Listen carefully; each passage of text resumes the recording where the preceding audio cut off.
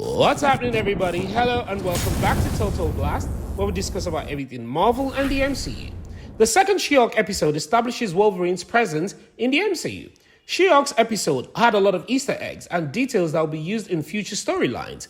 We learned in this episode that she'll be taking up Abomination's case. Yes, the same Abomination we saw in Incredible Hulk that fought with the Hulk. This episode, in my opinion, is about her finding her footing. So, I'm pleased to see that she's becoming a lot more confident with her identity. We'll recap the events of this episode and point out an Easter egg, which will eventually serve as base for today's discussion. If this is your first time, please subscribe and enable the post notification bell so you don't miss out on subsequent videos. On the local news, rumors of Jen She-Hulk battle with Tatiana's are circulating. Tatiana is oddly referred to as a powerful influencer. Jen is a hero at the bar, but sadly, the DA's office fired her after she saved the jury and caused the GLK&H to win a mistrial in this case. When Jennifer Walters loses her job, she reacts the same way all of us would if we were in similar circumstance. She diligently searches the internet for an employment that she can find. Jen lands on a listicle title, 10 offbeat jobs for a fresh start. And right there in the sidebar, underneath related articles, is the most consequential headlines we've ever seen in the MCU.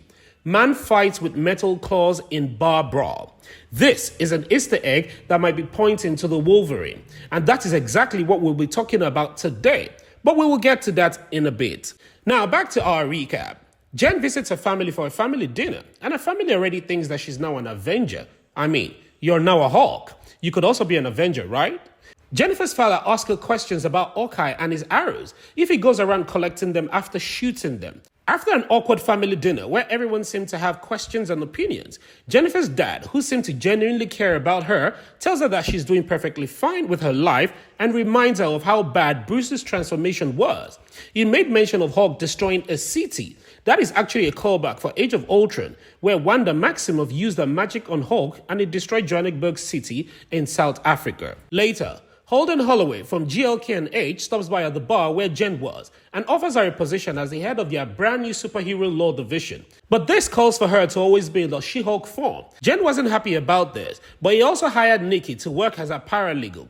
And we will get to know that Pog, whose gift basket contains the funniest gift of all, a map to the greatest bathroom for pooping. This is actually very hilarious.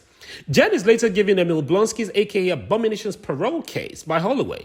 Despite the fact that Blonsky fought her cousin, Bruce, in Harlem, Jen pays a visit to Blonsky, who is being held in a damage-control Supermax prison. We first saw this prison in Ms. Marvel, but it wasn't given a specific name.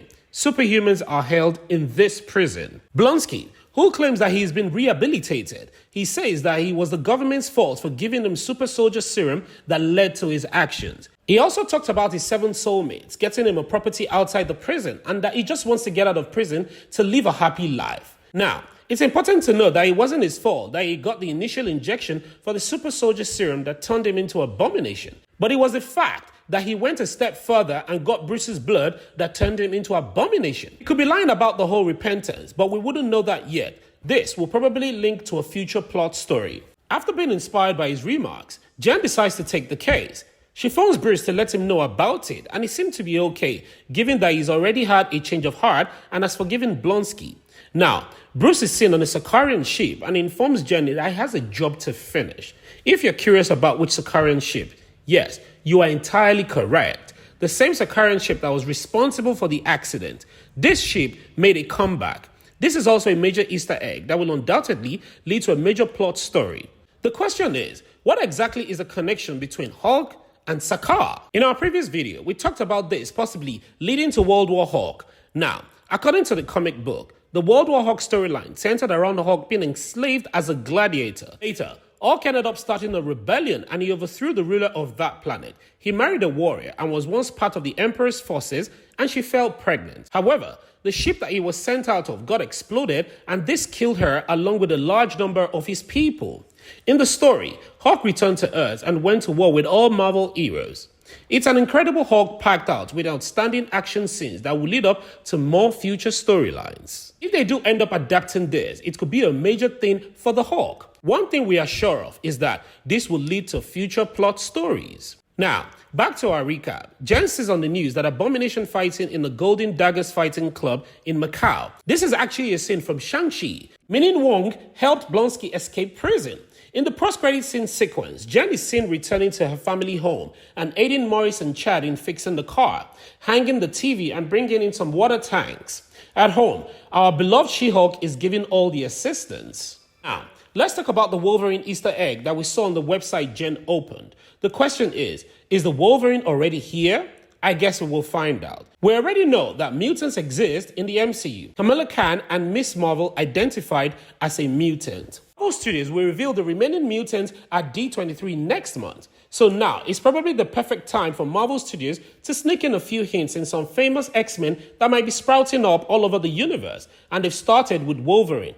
I mean, why not? The X-Men film in 2000 is the first Marvel film that Kevin Feige worked on as an associate producer. Now, if you remember the scene, Rogue finds Wolverine fighting in a bar in Alberta, Canada. After Logan wins those fights using his regenerative mutations and his adamantium skeleton not incurring a single scar, he gets confronted by a dude who lost some money on bets. Logan pulls out the switchblades from his fist and the bar owner pointed a gun at him and said, "Get out of my bar, freak." Is this the bar that was mentioned in the article? We'll find out, I suppose, given that Logan is described in the story as an unnamed man with metal claws.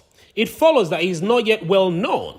If it had said, mutant gets in a fight, it means his identity as a mutant has already been established. This is probably an introductory scene. Here, we don't know if he's a member of the X-Men yet. He might have never even met Charles Xavier yet. So, for all we know, Xavier's mutants might have already been secretly active in the MCU. We just haven't seen them yet. I think they will slowly be introducing them. We will slowly start seeing them one by one. I mean, look at the Tatiana character, a superwoman coming out of nowhere. This is an indication that we already have them around somewhere. As they begin to discover them in this She-Hulk movie, I believe that She-Hulk will act as a tie that binds them all together.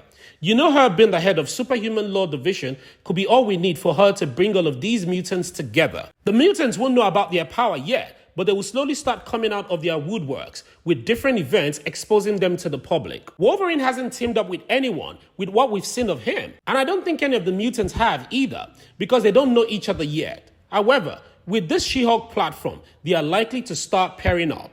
Additionally, I believe that they will create Wolverine's origin story, which might be connected to the Super Soldier program of Captain America. They were trying to recreate what they had with Steve Rogers and Captain America, and that's how we got Wolverine. A lot of mutant origin stories will alter, but we will have connections to each other.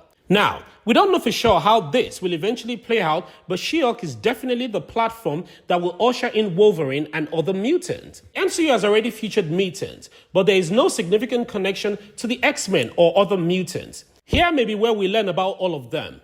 Once more, Jennifer's role as the head of the Superhuman Division will usher in a large number of superhumans, many of whom will undoubtedly be mutants. What do you think of Marvel's introduction of Wolverine in the MCU? Are we seeing him in She-Hulk, or is this just an introductory setup? Please, don't forget to like this video and share your thoughts and opinions in the comment section below. Subscribe and turn on the post notifications so you don't miss out on any of our latest Marvel news. Thank you so much for watching, and as always, I hope to see you in the next one.